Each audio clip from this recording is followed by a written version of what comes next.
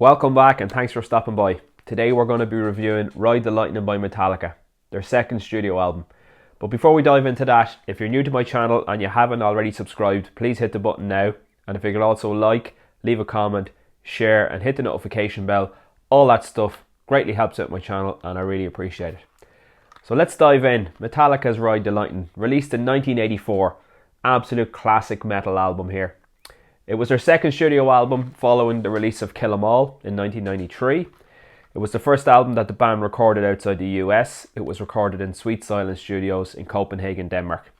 Obviously, Lars Ulrich has big ties to Copenhagen and to Denmark, with his family being from Denmark and him being half Danish, or I suppose he's Danish, but he's adopted American at this stage. So Lars grew up in Denmark, was born and grew up in Denmark, and then moved to Los Angeles, California when he was in his early teens, I believe. So yeah, very much he wanted to get back to Denmark to record this album. I think it was much cheaper to record this album outside the US, and they were still a fledgling band at the time, so it suited that way. Also, they were away from the scene in the US and they could just concentrate on getting the album recorded and getting it out there. So they used an engineer stroke producer called Flemming Rasmussen, who would work on the next three albums with the band. And there was also a guy called Michael Wagner who was involved in engineering and mixing. But overall, the album, the production was led by the band. And to be honest, it sounds like that. You know, it's a very raw album. It's rough around the edges. There's not a whole lot of overdubbing on it, with the exception of guitars and stuff like that. But it's definitely a point in time, and it's a very good record that the band released at a time when they were just finding out who they were as musicians and what sounded good to them. The first album, Kill 'Em All, was it was probably a bit naive in the sense that they were just learning how to play their instruments and write songs. There's some fantastic riffing and some fantastic tracks on that album, but this album was where they really kicked it up a gear in terms of songwriting and musicianship. So yeah, the lineup for this album was James Hetfield on rhythm guitar and vocals, Kirk Hammett on lead guitar, on bass was of course Cliff Burton, and Lars Ulrich on drums. So James, yeah, basically sings pretty much all the vocals on this song, on this album, should I say.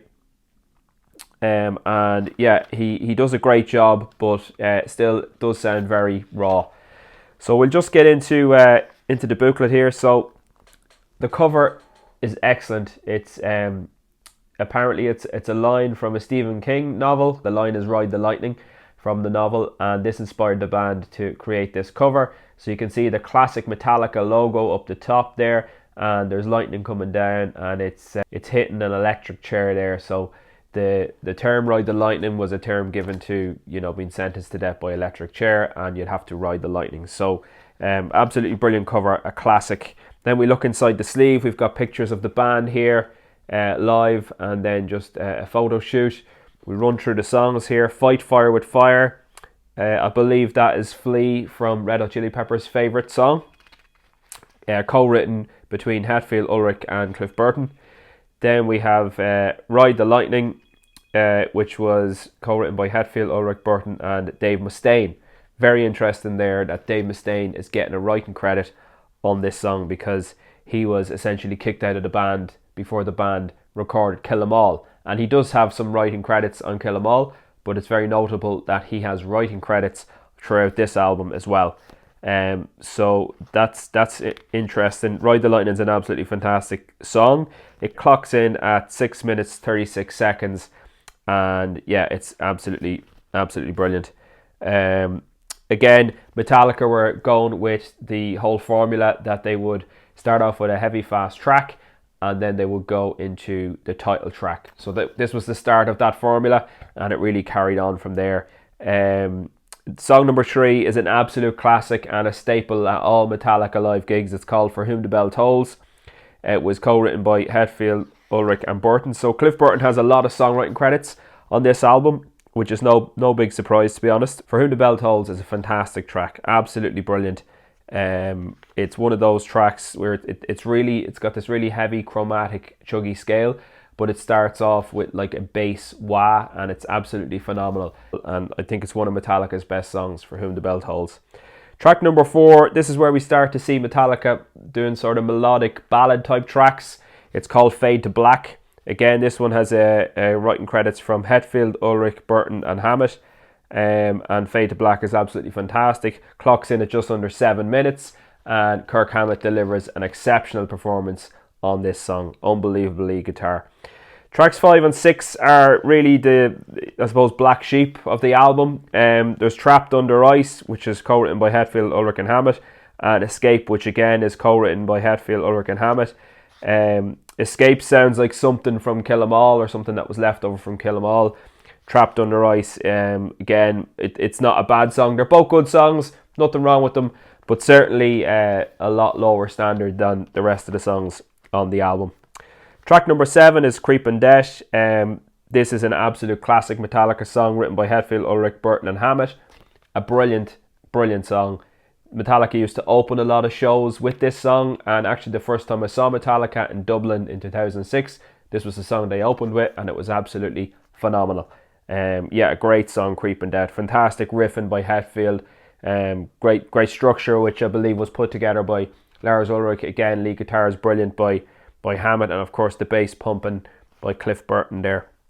The final track on the album is an instrumental track, which Metallica had on the first 4 albums, I believe. They had instrumental tracks usually towards the end of the album. This is track number 8, clocks in at just under 9 minutes, so quite long for an instrumental track. Credited with Hetfield, Ulrich, Burton and Mustaine, so Dave Mustaine still getting credits there. It's an instrumental song, and the lead bass was by Cliff Burton is the liner notes here. So pretty cool to be honest. And then on the back of the album, you can see there's individual photographs of the band rocking out there. So yeah, Ride the Lightning, an absolutely classic Metallica album. It was kind of a sign of things to come from the band. They were moving in a much more thrash metal direction than what was on Kill 'Em All. The musicianship was a lot more intricate, and this album paved the way for what was to come next with Master of Puppets in 1986. But yeah, Ride the Lightning's a class album. I listen to it very often, and it's definitely one of my favourite Metallica albums. But we'll have to see where it lies in the ranking when I carry out my ranking video in basically a week and a half's time. So make sure you stay tuned for that one. And in the meantime, go listen to Ride the Lightning by Metallica, a classic album by a classic metal band. And I will see you on the next one. Bye for now.